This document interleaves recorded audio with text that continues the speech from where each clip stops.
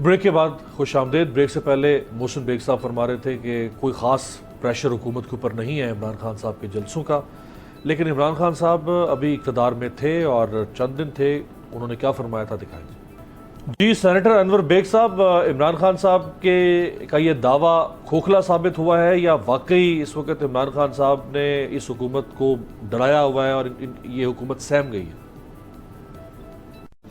तो देखें, जो भी इस पूरी फिल्म का राइटर, डायरेक्टर, प्रोड्यूसर जो भी था, जो सबको मालूम है, अब क्या मेंशन करें, let's we talk better it is, उन्होंने टोटल मिसकैलकुलेशन की है। वो ये प्रॉब्ली समझ रहे थे कि इनको फारिग करेंगे तो कुछ नहीं होगा, थोड़ा सा इधर उधर रौला पड़ेगा और उसके बाद कहानी खत्म हो जानी है।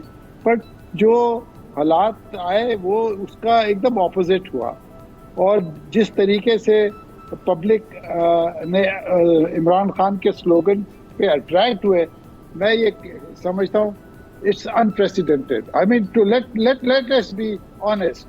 अब मिसाल के तौर पे कल मुल्तान का जो जलसा था, मेरी कई लोगों से बात हुई है, वो कहते हैं हम दोपहर को 12 बजे निकले, हमें जगह नहीं मिली और हम रात के सुबह के 4 बजे अपने घरों को पहुंचे, पूरा मुल्तान जैम था। देखिए, वेदर एनीबडी लाइक्स इट और नॉट, मैं पीटीआई का मेंबर नहीं हूँ, I am just an observer, but the crowds he is gathering, वो तो यानी मैसिव क्राउड्स है। यस, पॉलिटिकल पार्टीज घबरा गई है।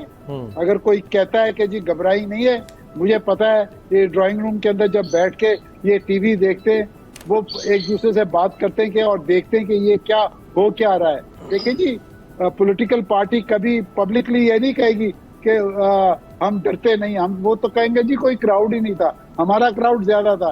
बट देखें, ये सोशल मीडिया का जमाना है, लोगों को पागल नहीं बना सकते, लोग बड़े बाशऊर है, people are taking active part in politics और उनको सब चीज का पता है।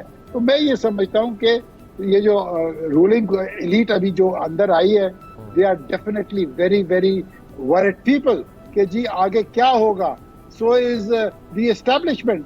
कहने का मकसद ये है कि यस, इकॉनमी का इस वक्त तो हाल बुरा है। देखिए, इमरान खान अभी पिछले साल ये वोट ऑफ नो कॉन्फिडेंस से पहले, यानी उनकी हालत ये हो गई थी कि वो हर बाई इलेक्शन लूज कर रहे थे। भाई अगर उसको 5 साल उसको करने देते, 1.5 साल उसका रह गया था, let the system take him out. जब आप सिस्टम के अगेंस्ट जाएंगे ना, तो ये उल्टा ही आएगा। आपने उसको पहले निकाल दिया और वो सड़क पे आ गया। ये आप देख ले, जिस जिसको निकाला है इन्होंने पास्ट के अंदर, वो बाउंस बैक हुआ है।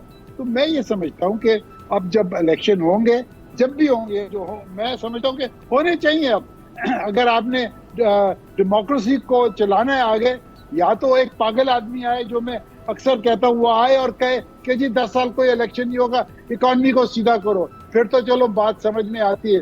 बट अगर आपने एक डेमोक्रेटिक प्रोसेस को आपने आगे लेके जाना है, फिर आई थिंक आपके पास कोई चारा नहीं है, आप इलेक्शन कराएं, बट ये इलेक्शन फेयर एंड फ्री हो, इसमें कोई गड़बड़ ना हो। देखें, इस दफा कराने पड़ेंगे क्योंकि लोग बहुत चार्ज्ड हैं, दोनों साइड से, ऑपोजिशन से भी चार्ज्ड हैं और जो रूलिंग एलीट है उससे भी चार्ज है। ये ना हो कि हम किसी और रास्ते पे चले जाएं after the results. I think let's give this nation a fair and free elections. Right. That is the only answer at this present time. Unless एक पागल आदमी आ जाए। राइट, ये फेयर एंड फ्री का मैं सवाल अंदलीब साहिबा से करूंगा और इसी बात का इशारा मोहसिन बेग साहब ने भी किया था। लेकिन मोहसिन साहब, एक आपसे सवाल, इस्लामाबाद हाई कोर्ट के चीफ जस्टिस अतर मिनल्ला साहब ने ऑर्डर दिया है कि शीरी मज़ारी साहिबा को आज रात 11 बजे तक हर हाल में पेश किया जाए। अब आपको पता है कोर्ट का माहौल, वहाँ पे एंटी करप्शन की भी खिंचाई होगी, बाकी सबसे भी सवालात होंगे, तो ये अगेन क्या नेकनामी कमाएगी हुकूमत? इसमें सबक नहीं है कि आइंदा से मुहतात रहें? बिल्कुल, मैं समझता हूँ कि अगर कोई जेन्युइन केस भी रजिस्टर्ड हुआ है तो आप उसको ड्यू कोर्स में लेना चाहिए, तरीके से करें, तरीके से। और अगर उनको इन्फॉर्म करते, डॉक्टर साहिबा अपनी बेल करवाती, पेश होती, जो एक तरीका कार है। अब नेचुरली जो लास्ट मुझे मेरे रिपोर्टर बता रहे थे कि उनको लाहौर लेके जाया जा रहा था अब क्योंकि चीफ जस्टिस साहब ने ऑर्डर किए हैं तो नेचुरली इनको इस्लामाबाद में प्रोड्यूस करना पड़ेगा, because she live here in Islamabad. जी। तो मुझे लगता है कि उनकी बेल होनी चाहिए, उनको अपना केस जो है वो डिफेंड करने का मौका दिया जाना चाहिए। इसमें कोई शक नहीं है कि हमारे यहाँ क्योंकि प्रोसीजर जो पावर में होता है वो फॉलो नहीं करता। पावर का जोर इतना है, जोम इतना है, कुर्सी का इतना खुमार है। अमीर अब्बास, मैं आपको बता नहीं सकता, नून लीग ने बहुत सारी अरेस्ट करनी थी। अच्छा। नून लीग के अंदर से ये बात आई कि आप अरेस्ट नहीं करेंगे। चलिए, तो बड़ा वाइज फैसला है। और ये इसको वंस फॉर ऑल, ये मैं आपको 30 से कह रहा हूं जी। ये तो शीरी मजारी साहिबा तो नहीं थी, बाकी ये जितने इनके 2 नंबर लोग पीटीआई में काफी है माशाल्लाह, उन सब ने अरेस्ट होना था और कुछ तो भाग के चले गए बाहर, लेकिन उनके अंदर से ये डिसीजन हुआ कि हमने इसको खत्म करना है वंस फॉर ऑल। चले, बहुत अच्छी बात है। दलीप साहबा, दोनों बेग साहबान फरमा रहे हैं कि फ्री एंड फेयर इलेक्शन। अब इमरान खान साहब का सिंगल पॉइंट एजेंडा है जो और मुतालबा है कि फौरी इलेक्शन करवाया जाए। तो अगर हम इस मौजूदा सेटअप के तहत ही इलेक्शन में चले जाएं तो और यानी रिफॉर्म्स के बगैर, तो चूंकि रिफॉर्म्स आप करके गए थे, उन रिफॉर्म्स के तहत इलेक्शन होंगे, नून लीग पीपल्स पार्टी नहीं मानेगी।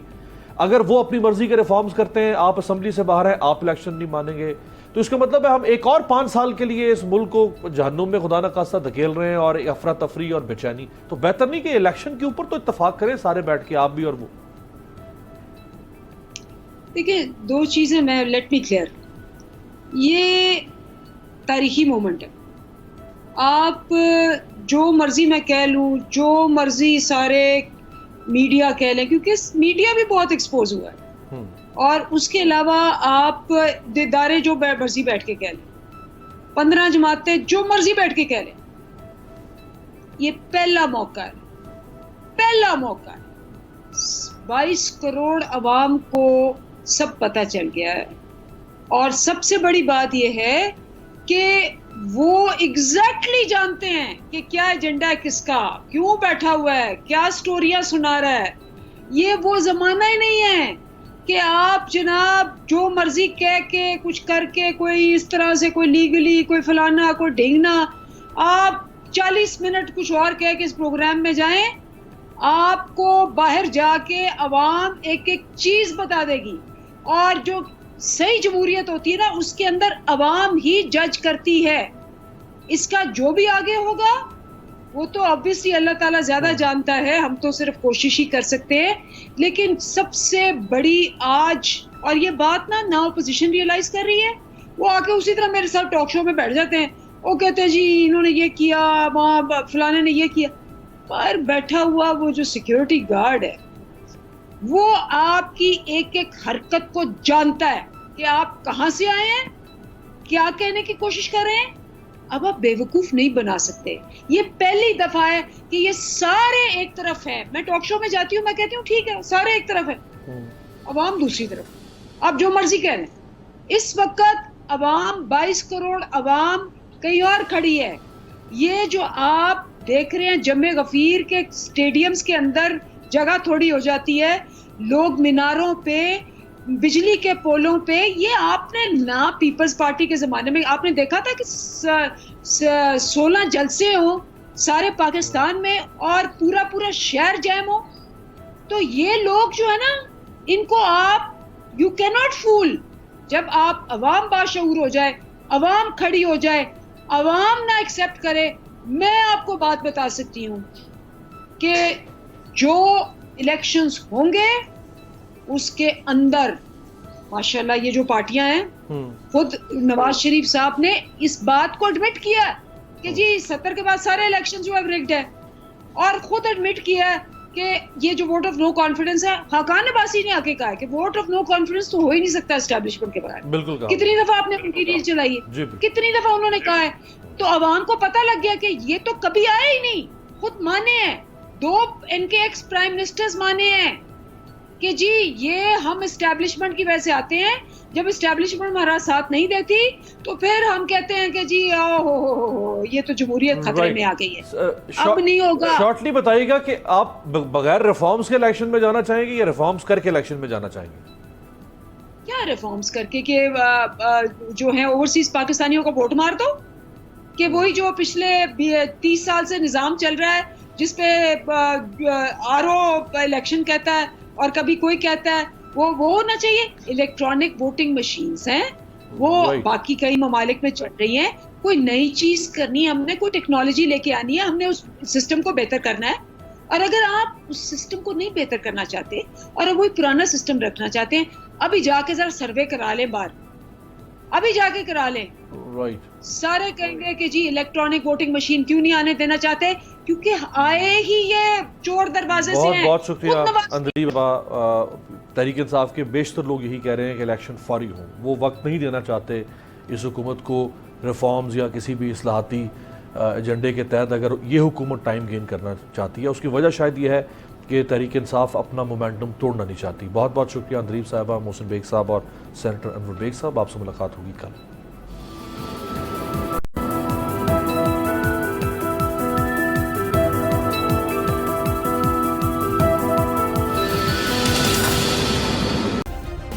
सब्सक्राइब करें और बेल दबाएं ताकि कोई खबर रह न जाए।